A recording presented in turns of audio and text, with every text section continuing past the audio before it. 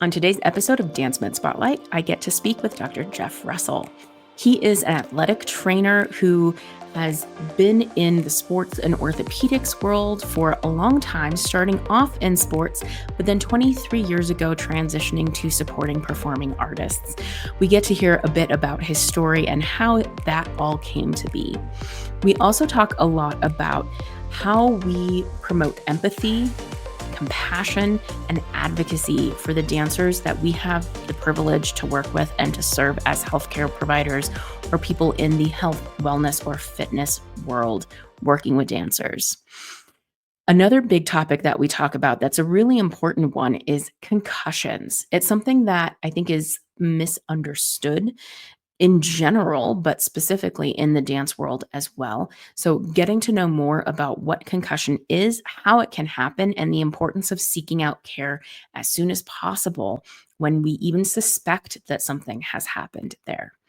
We also talk about a book that he had an opportunity to be the editor for that is Incredible Dance Injuries. I highlight a few things that I really love about the book in the episode as well. And he talks about all of the amazing contributors that contributed to some of the different chapters on here.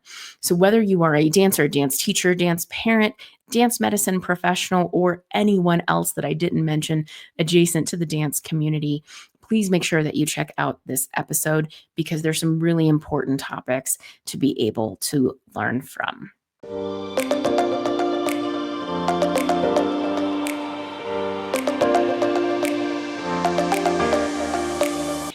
Welcome back to another episode of Dance Med Spotlight, where we talk about all things dance medicine and dance science.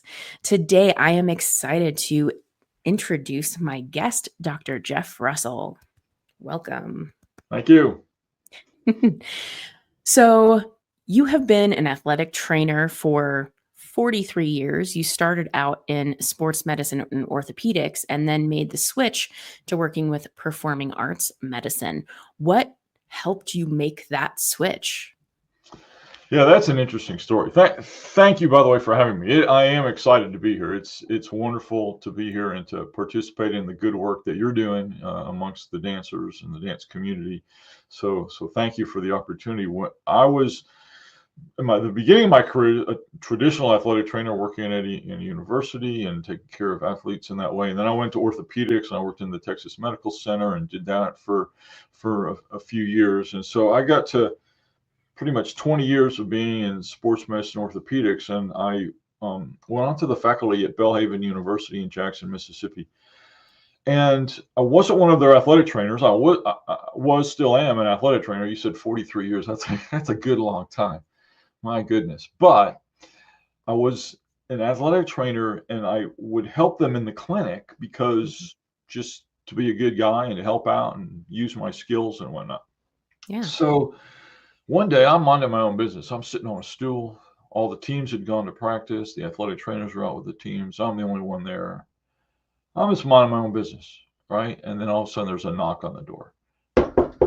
Right, just like that. Well, nobody knocks on the door of an athletic training room. So I'm like, what the heck, And then the door opens.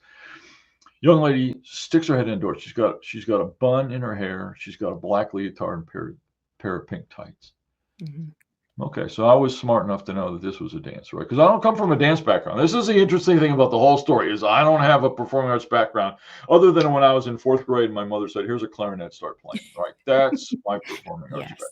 Love it. And so she came in, she had some sort of an injury. I don't recall, but I just did the only thing I knew to do, sit, patiently listen, have some compassion, take care of her, send her on her way. So that's what happened. And then a couple of days later, same thing, like, right? Knocking on the door. So same scenario, just a different dancer, right? Hair back in a bun, black leotard, pink tights. So the dancer came in, I took care of her, sent her on her way. And then this process started repeating itself. So we went from a trickle to a flow. And before I'd known it, I'd seen like half the dance department because the word was traveling around that this guy would go and if you went to go and see him in the athletic training room, that you would be able to get taken care of. And so they felt safe coming into that very strange environment for them. And so that's how I realized that there's dancers. And I looked around a little deeper at the university and realized there's music students and theater students too, that all had these physical injuries, they had needs, and nobody was taking care of them. I mean, here everybody's taking care of the athletes, nobody's taking care of the performing artists. And so I said, we got to do something about this. So that's when I worked with the department chair of the dance department. He took his studio, his costume shop, which is around the corner from the dance studios, and he moved it out to another building so I could have that space and set up a clinic. So that's what I did, right? And then 4 years. So that was like, and so that was probably like that. By that time, setting up the clinic we're in 2002. Mm-hmm. And so in 2005, I left there. My family and I moved to England because I had recognized I really enjoyed this and I wanted to learn more about it and get some advanced training, even if I wasn't going to be in performing arts. I was going to be with performing arts. I was going to be part of performing arts, even not being an artist. And so my family and I moved to England, where I got my PhD in dance medicine and science at the University of Wolverhampton in central England. So it's not an easy, like, here, quick, what's the story, right? It's not a quick story, but it's a cool story. And I really, really just enjoyed that whole process of getting up and running in performing arts medicine. And I've just never looked back. That's like, literally, that's what I've been doing ever since. So for 23 years now, 23 years I've been doing performing arts medicine, and just think the world of the artists and respect them and love them, care for them, just do whatever I can for them. Now most of what I do is research related, and that's another interesting aspect of it, right? So that's the story. That's the story, Alyssa, and I'm sticking with it. It's been good fun. Yeah, I love that. And that is, it's cool that it literally came knocking at your door and you saw some great opportunity there. A couple of the things that you said there of just this idea of being empathetic, listening, being there for them, and, having the opportunity to learn from them to then learn how to help them in the long run is really important. One of the things, go ahead. No, so continue. You just mentioned empathy and compassion, which gave me a thought, but I didn't. Do you have a particular question you want me to answer? Go for it. So when I think of empathy and compassion, so I teach this to my athletic training students, right? This is something that you have to have. You should have it with every patient of every type, of every age, of every calling. But it works so well with performing artists because they're not used to getting it from the healthcare profession by and large. This empathy and compassion. So empathy, if you look at the Greek and Latin, where that came from. So take em, that means in, and pathy comes originally from Greek pathos, but the Latin that it came through is pati, P-I-T-I, or sorry, P-A-T-I. So you have inside, and then pati means suffering. And so when you think about in or inside suffering, what that tells us as healthcare providers that we have to do is we have to go inside the suffering of the performing artist. Like, you literally have to walk into their suffering and participate in that way, like put your arm around them and walk with them through that, right? You take the other word, compassion. Well, compassion comes from the same Latin pati, traced back to the root pathos in Greek. Com means with.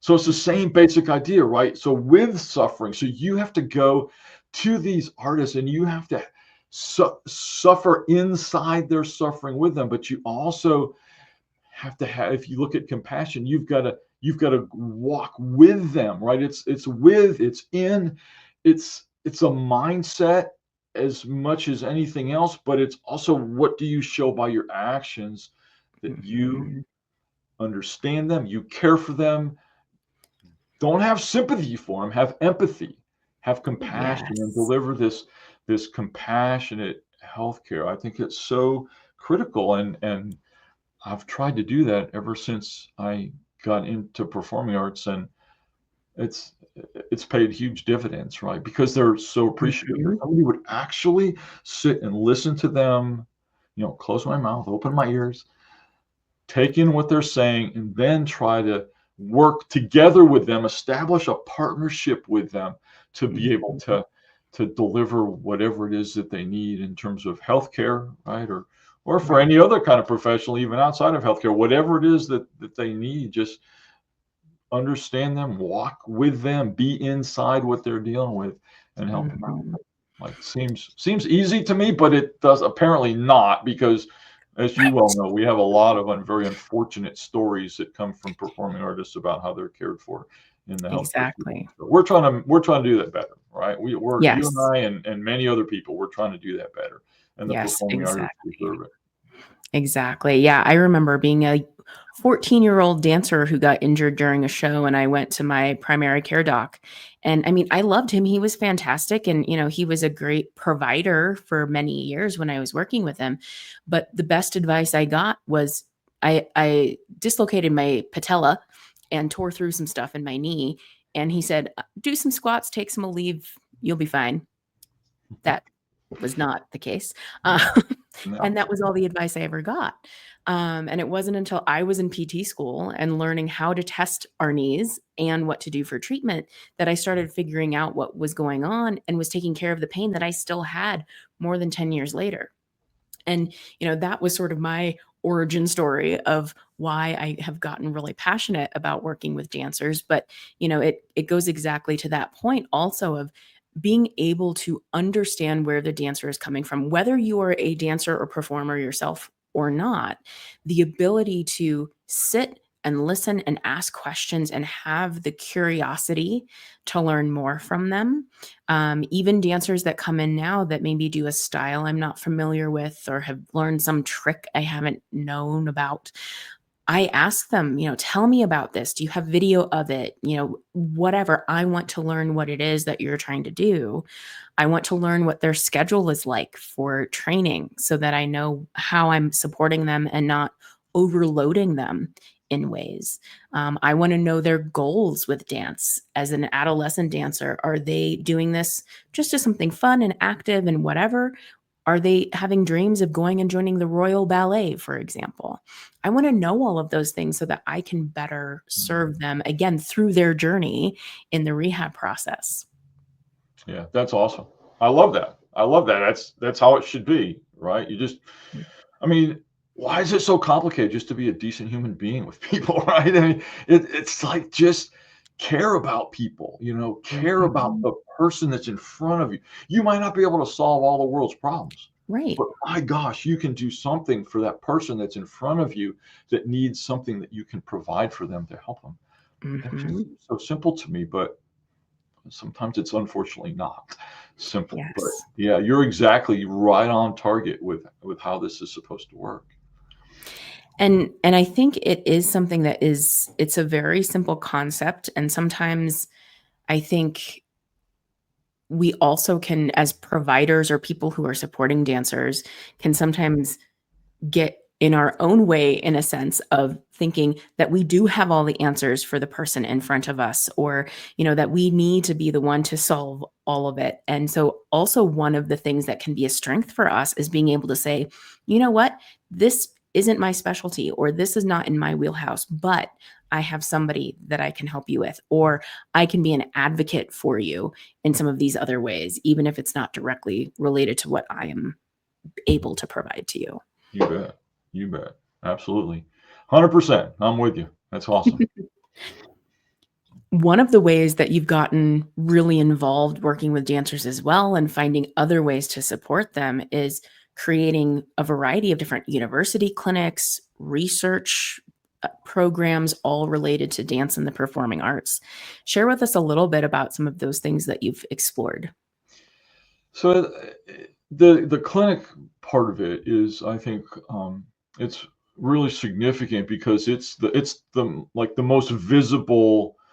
Here's how we're helping dancers. Here's how we're helping performing artists. So the SHAPE clinic, as we call it here at Ohio University, so science and health and artistic performance. So I set that up, let's see, 2013 we started it. And so I don't run it anymore. One of my former graduate students does. But that is a place where we see dance, music, theater performance, theater production, film and TV, and the marching band, right? So all of those students have literally the same access to healthcare that any of our intercollegiate athletes have, right? And they have a clinic that's just for them. So we call it the SHAPE clinic, And so that sort of program is really gratifying because it's very, very visible. But then there's other things that we do too. I mean, we do things in the educational realm, and then we do things in the research realm. So, for example, in education, we have an undergraduate certificate. So our undergraduate students here at Ohio University, they can get an undergraduate certificate in performing arts, health, and wellness. And so they've got to take, I've got a couple of classes that I teach. And then there's a nutrition class and a psychology class, and so there's this cluster of classes that they have to take, and they get this certificate in health and wellness, specifically related to performing arts. Then we have a graduate. I'm pretty excited about this because we just started this one. We have a graduate certificate in performing arts medicine, and so this one's designed for people that have some sort of health or healthcare related profession, like they have some license or registration, certification in some area of health and healthcare. And it's 4 classes, it's 11 credit hours, and it's a certificate in how to take care of performers. So the things that we're talking about, having empathy and compassion, some of the injuries that are specific to performing artists, the clinical research that's pertinent to performing artists. We have a course in there that's on performance and sports nutrition, which is awesome. So we've got these 4 classes together, a total of 11 hours, and students that are in that kind of, I call them students, but they're like literally would be professionals. They're students, they're coming back to be students, or maybe we just call them learners, or whatever you want to call them, right? You understand what I mean? These healthcare people that are trying to figure out how do we best give healthcare to performing artists. I think that's like such a great opportunity for people. And I think about where I was. If I had something like that, it would have been a lot easier. I just had to do it and figure it out. And I had some very kind dance professors and dancers and other performing artists at Belhaven and subsequently other places that I went to that literally taught me because I was willing to learn. But hopefully having this certificate allows us to be able to do things for healthcare providers and other health related credentialed people that will speed it along and will give them some ways to mold their practice to really meet the needs of performing artists. There's a big emphasis in our initial course in that package that's related to whole person care, right? And really understanding how people are put together and giving this whole person type of care. So that's just one example, but it's all molded specifically to performing arts. And I think that's amazing. Love that part. Then there's the research part. So you mentioned that, and a lot of my research now revolves around concussions, and specifically concussions in stunt performers, so film and television stunt performers. That's the primary group that I do research with, but I also do research with commercial dancers, with dance team dancers. We've just published, some wonderful colleagues of mine and I have just published a return to dance protocol post-concussion. I published that in the International Journal of Clinical Practice. So still have a lot of dance emphasis. I don't ever want to get away from the dance part of it. But it's a way of pouring back into the profession and trying to get the profession to move forward and to try to help performing artists, right? I mean, ultimately, so much of what I do has advocacy written all over it, right? We have to be advocates because sometimes they don't have as loud of a voice inside of the healthcare profession that they should have. Mhm. And so if Mhm. I can have a louder voice, and I've never been accused of having a soft voice, to be honest with you, but if I can take my voice and use that for the benefit of performing artists and try to smooth the road for them a little bit more, I mean, that's a Mhm. win to me. That's a win. And Yes. so much of what I do in research and education and the clinical aspect is always going to be advocacy. Advocacy. Mhm. And I think I absolutely love that, and I mean that's a big part of why I do this and have the podcast where, it's a way to share more information with more individuals, get people on the same page, and thinking about what we can do to support dancers and for the dance community to know that there are people out there that are willing and wanting to help support them and understand them as well. Kind of going back to what we were talking about before of, I think because of some of the situations that dancers have found themselves in over the years when they are reaching out to providers and not feeling heard, not feeling understood, it also has built a distrust where sometimes it's, I'm not even going to go see them in the first place or go and seek help because they're not going to be able to help me. And so Right. the more ways that we can be in this advocacy realm, it just helps everyone across the board. Yeah. Oh, yeah. That's great. A wonderful physician colleague of mine and I did a study. Well, it's been a few years now, but we looked at university dancers and Yeah. what are your experiences with healthcare? If you've had a negative experience, why? What was the problem? And they would say, well, they don't respect me. They don't spend enough time with me. They don't seem to care about dance. I mean, all those are solvable problems. I mean, Yeah. you don't have to know dance to care about dance, right? I mean, at a very base level, you can Mhm. take care of people well if you really want to. But sometimes, unfortunately, it doesn't happen, and maybe healthcare workers need to be trained a little bit better about how to really care for people, right? Mhm. And to really understand where they're coming from and to listen to them because they have great stories. I have great stories Mhm. if you'll just shut up and listen to them, right? I mean, that's what I mean. I don't mind talking, and I talk a lot. Some people tell us I talk way too much, but I got to say, I've succeeded in this world where I've not come from a background of performing arts because I've been Mhm. willing to close my mouth and listen to what people have to say and to try to learn from them. I think that's so Yeah. valuable. Yes.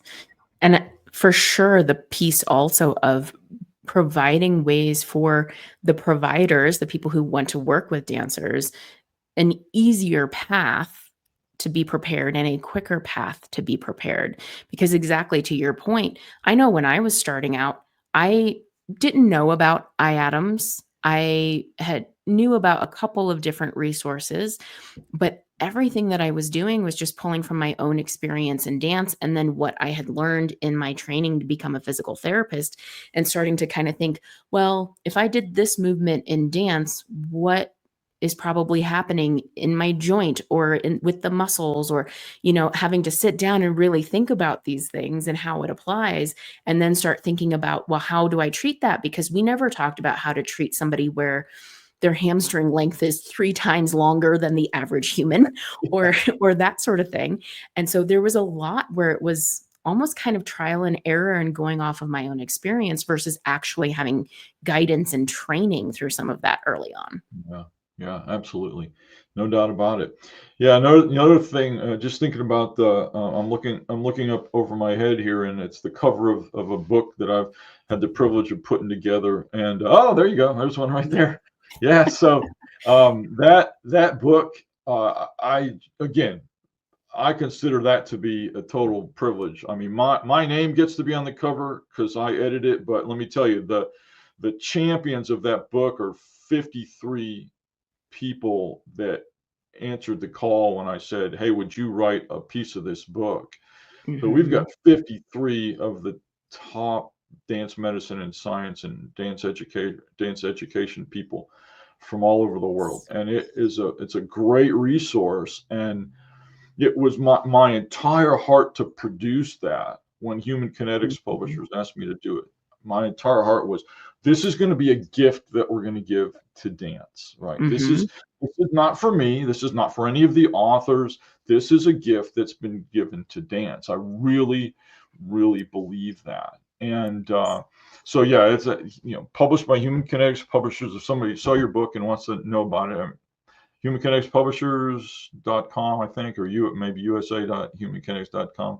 And then Amazon, man, it's all over the place, wherever you find books. People can email me, right? I'll tell them about it, But it's a book that's got so much rich content, Yes. And I just really feel like it's an opportunity for us to let these dancers know that they're cared for, that we care about their whole person, like all of them, not just their little dance piece, right? Like they're whole people, and we want to take care of them as whole people. And we have stuff about injuries in there, stuff about research, stuff about conditioning, stuff about mental health. There's huge, amazing mental health chapter. And then a bunch of appendices that are very cool, that have a lot of, there's an appendix that's got just all resources about mental health, right? I mean, that's a really, really important topic. And so it's like all these phone numbers and websites and different resources that are related to mental health. So again, that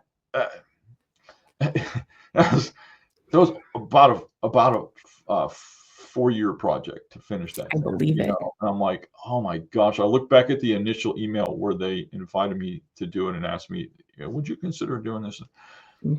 4 years it took from the time they asked me to put that thing together. So it was a boatload of work. But let me tell you, every one of those hours is now worth it, because it's something that can be given to dancers to help. Something that they can use that adds value to them and helps them be better, and it helps their teachers, right? So at the universities that might use this as a textbook in their course, I mean, this is what it's about. This is why you and I do the kinds of things that we do, right? It's to add value to these dancers and these dance teachers. And so that's always been my hope ever since I started that project, is that it would be just that for those precious and it is such a great resource. And I think one of the things that struck me actually when I first was reading through this is literally on one of the first pages, you talk about holistic wellness, and then are going from there. It's talking about them as a human and all of the things that we're thinking about, like the 6 dimensions: emotional, spiritual, intellectual, social, physical, and occupational. And, so that's where we're starting with the information in here and kind of setting the scene. And then going through, there's so many great photos and charts and things where, there's exercise examples and very specific anatomy. And I mean, so many different things that you're able to pull from here as a great resource in an approachable way for people who aren't medical providers or that kind of thing, to be able to make sense of all of this information that's in there too. Yeah, I appreciate your vote of confidence. That means a lot, because you are a superstar in your own right in this world, and I am, I wish I had another 53 slots of authorships places to give, because there's so many other people that could have contributed to this with their amazing expertise. But I really appreciate what you're saying, and you think about the whole person aspect, right? So what I say is, if you're not caring for that whole person, then there's a hole in the hole, right? You got an HOLE and you're WHOLE. Right, And exactly. it's like, that's how you have to approach it. And it works not just for dancers, right? But it works for everybody. All of us, you, me, and everybody that's listening to this podcast, and everybody else around the world, they're all whole people. And we have to approach them that way, whether we're teaching them, whether we're taking care of their injuries, whether we're giving them some sort of other service, whatever it might be. You've got to remember that people are whole people. We don't want to have a hole in the hole. Exactly. I love that. And I think, thinking about resources like this, being able to help guide how we apply some of the research into real life for the dancers and for humans in general, I think is so important. And this is a really great way to accomplish that. I think sometimes, when we get in some of our groups at conferences or when we're diving into research and nerding out about some of the things that we love to get into, we get really excited about the data and the things that we're finding through all of that. But then it's that translation piece to actually making it meaningful for the recipients on the end. Yep, you bet. You bet. And I feel like that's how we wrote that, and I'm thinking about the Mhm. chapter 3 that was on research, right? So it's not a bunch of esoteric mumbo jumbo with a bunch of technical words and statistics. Like, sure, it talks about statistics, but it shows you what to do with them. It shows you how to read a journal article. Because if somebody just says, "Oh, here's a journal article," read the journal article, right? It's about research. And you read it and you're like, what the heck is that about? I don't even understand that. So we'll just walk people through, how do you understand it? What are all these statistics? What is it? How do you decide if it's a good article or a bad article, or how do you apply it, right? There's an example in there of Mhm. taking an article and how do you apply it to dance practice? So it's exactly what you're saying. We don't want to just give information. Anybody can give information. But teaching Mhm. people what to do with the information, now we've got it. And it's something that adds value to people. Mhm. One of my favorite things to do is when I have opportunities like this just came up this past weekend, actually. There was the Colorado Dance Educators Organization annual conference.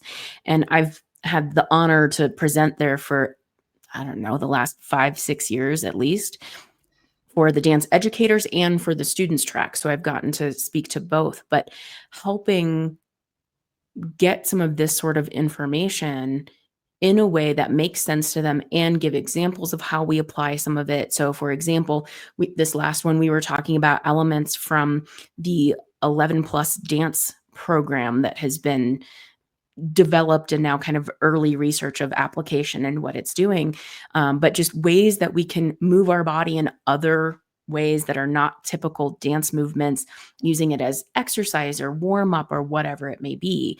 And so giving examples of, all right, here's what you're working on in dance class. Maybe these are some great exercises to start with to prime you for what you're about to do. And being able to help with that translation, I think, is a really exciting piece to all of it too. Yeah, no question. No question about it. I love that. See, yeah, I mean, you and I are cut from the same cloth, right? You're originally a dancer and I'm not, but apart from that, we're cut from the same cloth. We're on the same page and shooting at the same target. So yeah, Yes. that's why I appreciate you so much, because it's and it's been a joy over the last couple of years to kind of watch what you're doing a little bit more. And I think we might have. I think we spent a little time together when we were at the Adams conference a couple of years back and whatnot. And Yes. yeah, it's like, oh, this Alyssa, she's got it going on. She's because here's why. This is fundamental, right? Because you care about people, right? And that's I hope a message that's coming through this issue of your podcast is care Yes. about people, care about people, care about people, because Mhm. I think that's a needed aspect of society today, is to be caring more about people. Mhm. Mhm. And I think staying on that vein and thinking about something that you mentioned early on when we were talking about, I think for you and I, it feels easy to think about that aspect of things, but not always for people. And I certainly have met folks, whether they are in the dance medicine space, if they are some other kind of healthcare provider, it doesn't matter who, it's about having the right motivation and intention working with a population. It's not about, oh, this is going to make me money or this is going to, whatever. It's about doing a good job serving the people that you are aiming to serve. Mm, yeah, serving, I think, that's a good word. Mhm. Being willing to serve, making others is more important than yourself. Yes. That's such a big key, right? Others more important than yourself. Mhm.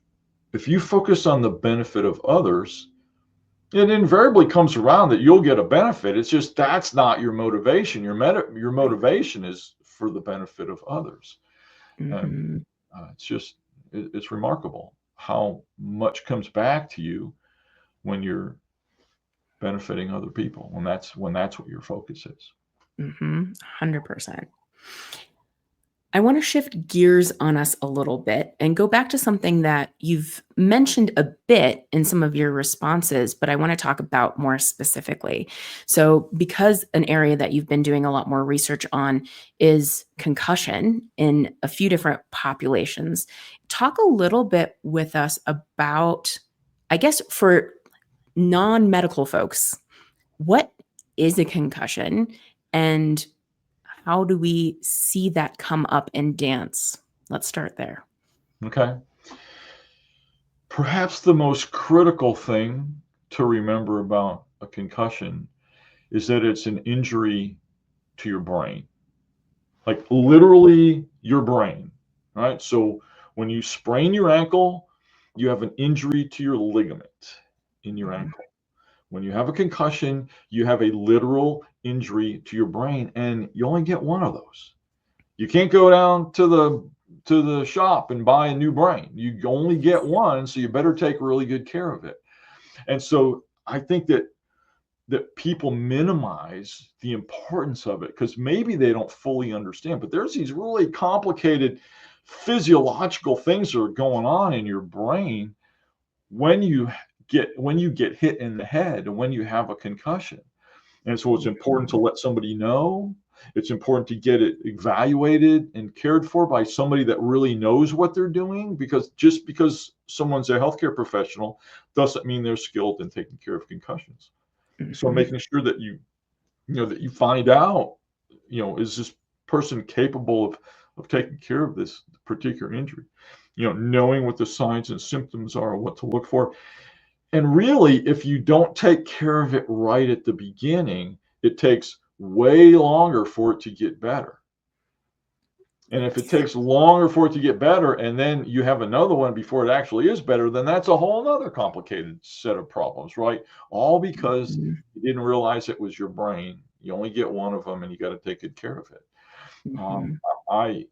I would say to dancers that in this particular moment of time, listen carefully, dancers. When you get hit in the head, let somebody know.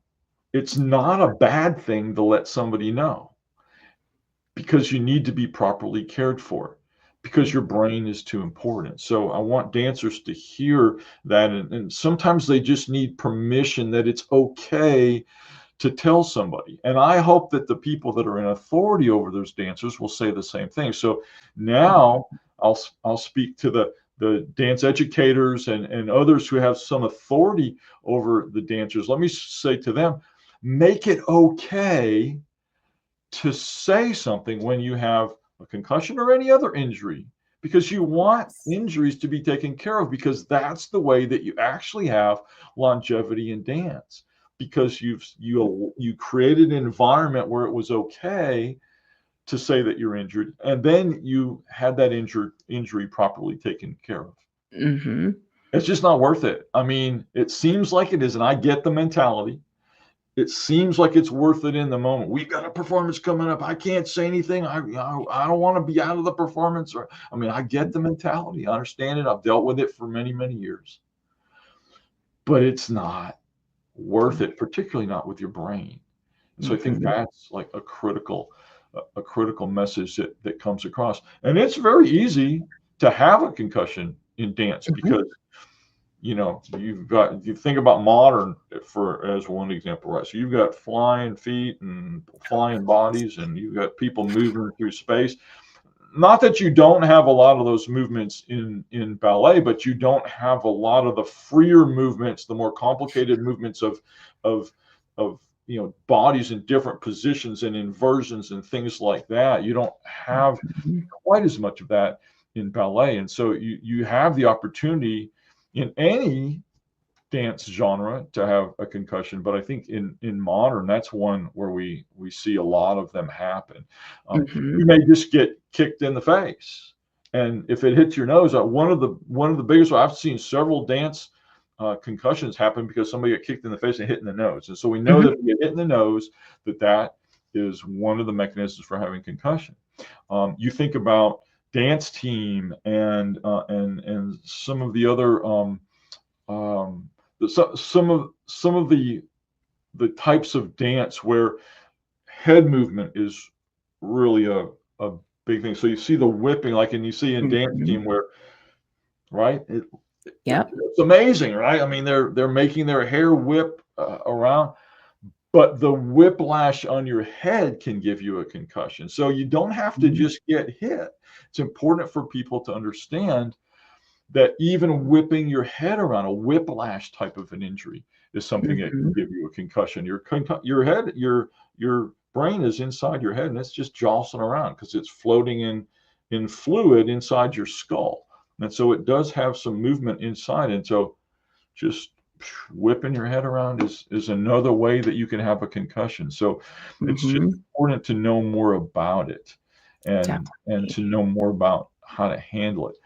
We should point out, I know you're Mhm. aware of this, but for your audience that might not be, um, I think that it's important to let them know about the CRT6, or the concussion recognition tool. Mm. The concussion recognition tool is for non-medical people. So it's a way of evaluating someone to say, do they potentially have a concussion? So you're not making a diagnosis. You're Mhm. simply saying, are there signs there that might indicate they have a concussion, so that we can get them to proper help? And that would be something freely downloadable on the internet. But CRT6, or concussion recognition tool version 6, would be something someone could look for on the internet to get. It's a one pager, and it Mhm. is very helpful for people that are not medical professionals to be able to deal with the circumstances when somebody gets hit in the head. I think every Yes. dance educator, every studio owner, anybody that's working with dancers that's not a healthcare professional ought to have the CRT6 there ready to use. You put a copy of it, laminate it, put a copy of it Mhm. in your first aid kit, for example. Mhm. Have it available so you can just pull it out and you just run down the list of things, and they have this, they have this, they have this, they have this, and you can make a judgment call on whether that person potentially has a concussion and should be sent off to further care where that can be. Mhm. So I think that's an important tool, thinking about concussions, Definitely. that your audience should know. Definitely.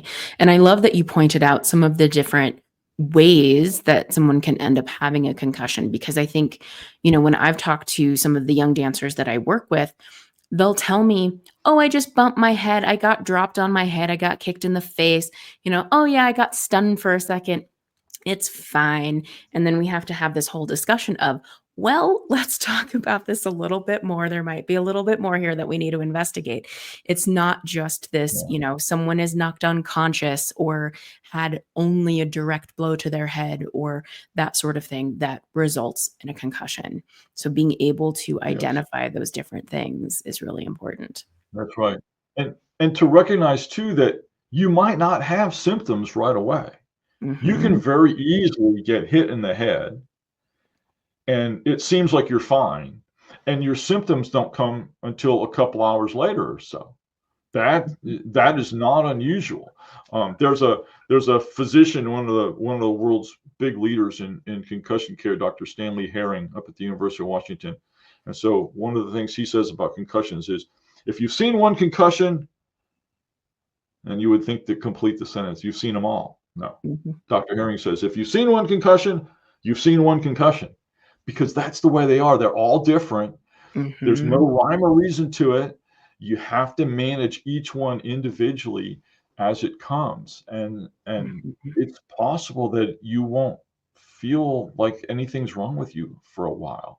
And those are the ones that can be kind of dangerous, because later on you start getting symptoms, but you're not really thinking back to getting hit in the head. And, so they can be very complicated. And I really want your audience to remember that they are complicated, that your Mhm. brain is an important organ, runs your entire body. And so let's take really good care of it.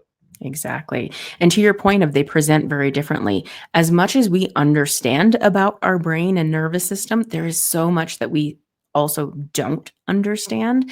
And when people have any sort of nervous system disease, injury, whatever it may be, presentations can vary so much. It could be maybe you just have headaches. Maybe you get pins and needles, or you feel less coordinated, or I mean, the list could go on of what all could be related to a concussion that has happened. Absolutely. No doubt about it. No doubt about it. That's So good. complicated. Yeah.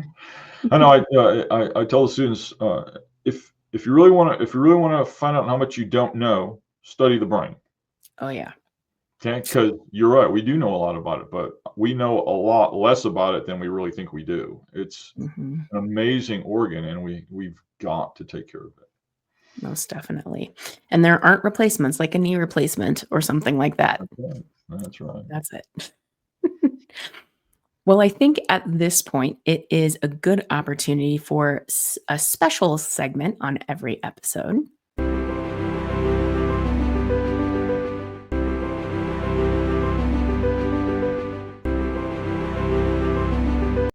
So we have the final bow.